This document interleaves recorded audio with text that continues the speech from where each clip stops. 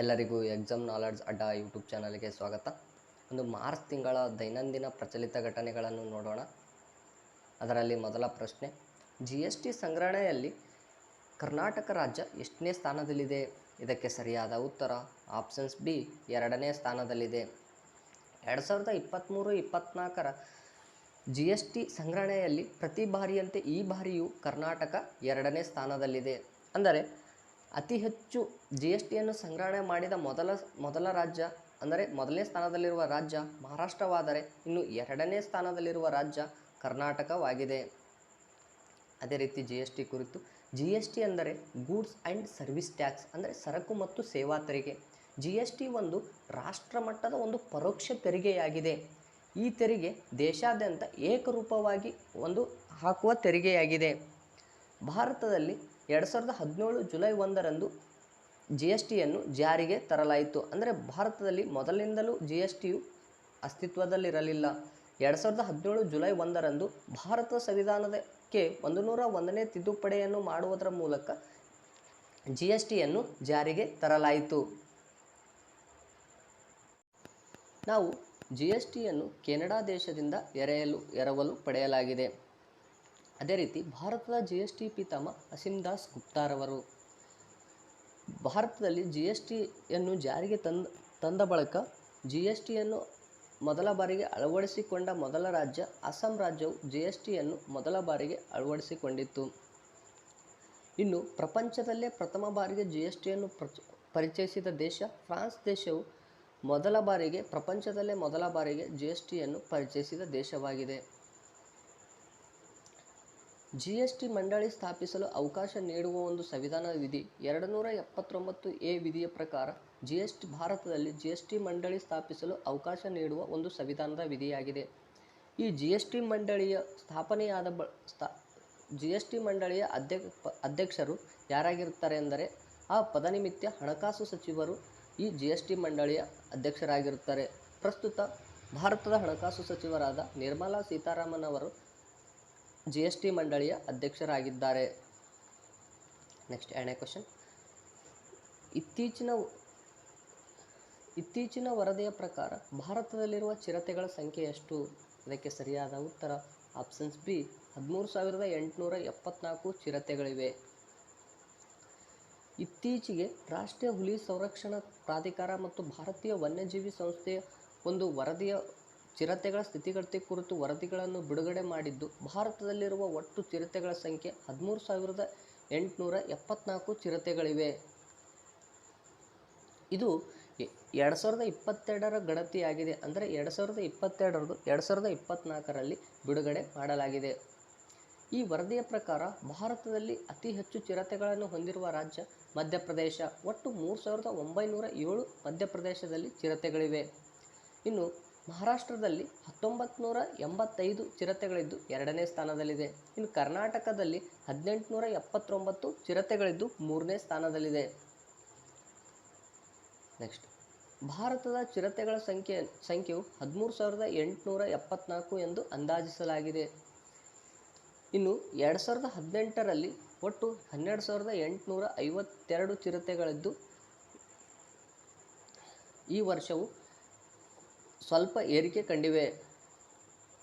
Next, ಚಿರತೆ ಕುರಿತು, ಚಿರತೆ ಒಂದು ಪ್ಯಾಂಥೇರಾ ಕುಲದ 5 ಅಸ್ತಿತ್ವದಲ್ಲಿರುವ ಜಾತಿಗಳಲ್ಲಿ ಇದು ಒಂದಾಗಿದೆ. ಇನ್ನು ಇದೇ ರೀತಿಯಾಗಿ ಭಾರತದಲ್ಲಿರುವ ಹಿಮ ಚಿರತೆಗಳ ಸಂಖ್ಯೆ ಎಷ್ಟು? 718 ಹಿಮ ಚಿರತೆಗಳಿವೆ. ಇನ್ನು ಭಾರತದಲ್ಲಿರುವ ಒಟ್ಟು ಹುಲಿಗಳ ಸಂಖ್ಯೆ ಎಷ್ಟು? 3,682 ಹುಲಿಗಳಿವೆ. ನೆಕ್ಸ್ಟ್ 3ನೇ ಕ್ವಶನ್, 2024ರ ಪ್ರೊ ಕಬಡ್ಡಿ ಚಾಂಪಿಯನ್ ಆದ ತಂಡ ಯಾವುದು? ಇದಕ್ಕೆ ಸರಿಯಾದ ಉತ್ತರ ಪುಣೇರಿ ಪಲ್ಟಾನ್, ಡಿ ಪುಣೇರಿ ಪಲ್ಟಾನ್. 2024ರಲ್ಲಿ ನಡೆದ 10ನೇ ಆವೃತ್ತಿಯ, ಇದು ಎಷ್ಟನೇ ಆವೃತ್ತಿ ಪ್ರೊ ಕಬಡ್ಡಿ ಅಂದರೆ 10ನೇ ಆವೃತ್ತಿಯ ಒಂದು ಪ್ರೊ ಕಬಡ್ಡಿ ಫೈನಲ್ ಪಂದ್ಯದಲ್ಲಿ ಪುಣೇರಿ ಪಲ್ಟಾನ್ ತಂಡವು 3 ಅಂಕಗಳೊಂದಿಗೆ, ಅಂದರೆ ಪುಣೆ ಪಲ್ಟಾನ್ ತಂಡವು 28 ಮತ್ತು ಹರಿಯಾಣದ ಸಿಲ್ವರ್ಸ್ ತಂಡವು 25 ಅಂತರ 3 ಅಂಕಗಳಿಂದ ಹರಿಯಾಣ ಸಿಲ್ವರ್ಸ್ ತಂಡವನ್ನು ಸೋಲಿಸುವುದರ ಮೂಲಕ ಚಾಂಪಿಯನ್ ಆಗಿ ಹೊರಹೊಮ್ಮಿದೆ. ಈ 2024ರ ಒಂದು ಅತ್ಯುತ್ತಮ ಆಟಗಾರ ಪ್ರಶಸ್ತಿಗಳು ಅತ್ಯುತ್ತಮ ರೈಡರ್ ಪ್ರಶಸ್ತಿ ಅಶು ಮಲಿಕ್ ಅಂದರೆ ದಬಾಂಗ್ ದೆಲ್ಲಿಯವರು ಅತ್ಯುತ್ತಮ ರೈಡರ್ ಆಗಿದ್ದಾರೆ. ಇನ್ನು ಅತ್ಯುತ್ತಮ ಡಿಫೆಂಡರ್ ಅಂದರೆ ಮೊಹಮ್ಮದ್ರೇಜ್, ಇವರು ಪುಣೆ ಪಲ್ಟಾನ್ ತಂಡದವರು. ಇನ್ನು ಟೂರ್ನಿಯ ಶ್ರೇಷ್ಠ ಆಟಗಾರ ಅಂದರೆ ಒಟ್ಟು ಟೂರ್ನಿಯಲ್ಲಿ ಶ್ರೇಷ್ಠ ಆಟಗಾರರಾದವರು ಅಸ್ಲಾಂ, ಇವರು ಪುಣೆ ಪಲ್ಟಾನ್ ತಂಡದವರು. ಅದೇ ರೀತಿ ಈ 2024ರ ಪ್ರೊ ಕಬಡ್ಡಿಯಲ್ಲಿ ಭಾಗವಹಿಸಿದ ಒಟ್ಟು ತಂಡಗಳ ಸಂಖ್ಯೆ ಎಷ್ಟು? ಒಟ್ಟು 12 ತಂಡಗಳು 2024 ಪ್ರೊ ಕಬಡ್ಡಿಯಲ್ಲಿ ಭಾಗವಹಿಸಿದ ತಂಡಗಳು. ನೆಕ್ಸ್ಟ್ ಅದೇ ರೀತಿ ಈ ಪ್ರೊ ಕಬಡ್ಡಿಯನ್ನು ಭಾರತದಲ್ಲಿ ಪ್ರಾರಂಭಿಸಿದ ವರ್ಷ 2014ರಿಂದ ಪ್ರತಿ ವರ್ಷವೂ ಪ್ರೊ ಕಬಡ್ಡಿ ಲೀಗನ್ನು ಆಯೋಜಿಸಲಾಗುತ್ತದೆ. ಈ 2014ರಲ್ಲಿ ಮೊದಲ ವಿಜೇತ ತಂಡ ಜೈಪುರ್ ಪಿಂಕ್ ಪ್ಯಾಂಥರ್ಸ್ ತಂಡವು 2014ರಲ್ಲಿ ವಿಜೇತವಾಯಿತು. ನೆಕ್ಸ್ಟ್ 4ನೇ ಕ್ವಶನ್, ಸಂಸತ್ ಭದ್ರತಾ ಮುಖ್ಯಸ್ಥರಾಗಿ ಯಾರನ್ನು ನೇಮಿಸಲಾಗಿದೆ? ಇದಕ್ಕೆ ಸರಿಯಾದ ಉತ್ತರ ಅನುರಾಗ್ ಅಗರ್ವಾಲರವರನ್ನು ಸಂಸತ್ ಭದ್ರತಾ ಮುಖ್ಯಸ್ಥರನ್ನಾಗಿ ಇತ್ತೀಚೆಗೆ ನೇಮಿಸಲಾಗಿದೆ. ನೆಕ್ಸ್ಟ್, ಭಾರತದ ಸಂಸತ್ತಿನ ಒಂದು ಸಂಕೀರ್ಣ ಭದ್ರತೆಯನ್ನು ಹೆಚ್ಚಿಸುವ ಮಹತ್ವದ ಕ್ರಮದಲ್ಲಿ IPC ಅಧಿಕಾರಿಯಾದ ಅನುರಾಗ್ ಅಗರ್ವಾಲರವರನ್ನು ಸಂಸತ್ತಿನ ಭದ್ರತೆಯ ಹೊಸ ಮುಖ್ಯಸ್ಥರನ್ನಾಗಿ ನೇಮಿಸಲಾಗಿದೆ. ನೆಕ್ಸ್ಟ್ 5ನೇ ಕ್ವಶನ್, ತಾವಿ ಹಬ್ಬವನ್ನು ಯಾವ ರಾಜ್ಯ ಅಥವಾ ಕೇಂದ್ರಾಡಳಿತ ಪ್ರದೇಶದಲ್ಲಿ ಆಚರಿಸಲಾಗುತ್ತದೆ? ಇದಕ್ಕೆ ಸರಿಯಾದ ಉತ್ತರ ಆಪ್ಷನ್ಸ್ ಬಿ, ಜಮ್ಮು ಕಾಶ್ಮೀರದಲ್ಲಿ ಆಯೋಜಿಸಲಾಗಿದೆ. ಜಮ್ಮುವಿನಲ್ಲಿ ತಾವಿ ಹಬ್ಬವನ್ನು ಮಾರ್ಚ್ 1, 2024ರಂದು ಒಟ್ಟು 4 ದಿನಗಳ ಒಂದು ಹಬ್ಬವಾಗಿದೆ. ಈ ಹಬ್ಬವು ಮಹಿಳಾ ಸ್ವಸಹಾಯ ಗುಂಪುಗಳಿಗೆ ತಮ್ಮ ಪ್ರತಿಭೆ ಮತ್ತು ಕರಕುಶಲಗಳನ್ನು ಪ್ರದರ್ಶಿಸಲು, ನೆಟ್ವರ್ಕಿಂಗ್ ಅವಕಾಶಗಳನ್ನು ಸುಗಮಗೊಳಿಸಲು ಮತ್ತು ಅವರ ಉದ್ಯಮಶೀಲತಾ ಮನೋಭಾವನ ಮತ್ತು ನವೀನ ಉತ್ಪಾದನೆಗಳನ್ನು ಗುರುತಿಸಲು ಇದೊಂದು ಮಹತ್ವ ವೇದಿಕೆಯಾಗಿದೆ. ಆದ್ದರಿಂದ ಈ ತಾವಿ ಉತ್ಸವವನ್ನು ಆಯೋಜಿಸಲಾಗುತ್ತಿದೆ. Next last question, NSC director general ಆಗಿ ಯಾರನ್ನು ನೇಮಿಸಲಾಗಿದೆ? ಇದಕ್ಕೆ ಸರಿಯಾದ ಉತ್ತರ ಆಪ್ಷನ್ಸ್ ದಲ್ವೀರ್ ಸಿಂಗ್ ಚೌಧರಿಯವರು ಈ ಕೇಂದ್ರೀಯ NSC ಹೊಸ ಡೈರೆಕ್ಟರ್ ಜನರಲ್ ಆಗಿ ನೇಮಿಸಲಾಗಿದೆ. NSG ಅಂದರೆ ನ್ಯಾಷನಲ್ ಸೆಕ್ಯೂರಿಟಿ ಗಾರ್ಡ್. ಈ NSCಯ ಮುಖ್ಯ ಕೆಲಸ ಗಣ್ಯ ತರಬೇತಿ ಮತ್ತು ವಿಶೇಷ ಕೌಶಲ್ಯದೊಂದಿಗೆ ಭಯೋತ್ಪಾದನಾ ಬೆದರಿಕೆಗಳ ವಿರುದ್ಧ ರಾಷ್ಟ್ರವನ್ನು ರಕ್ಷಿಸುವಲ್ಲಿ ಮತ್ತು ಅಪಹರಣ ಪ್ರಯತ್ನಗಳನ್ನು ತಡೆಯುವಲ್ಲಿ ಪ್ರಮುಖ ಪಾತ್ರವನ್ನು ವಹಿಸುತ್ತದೆ.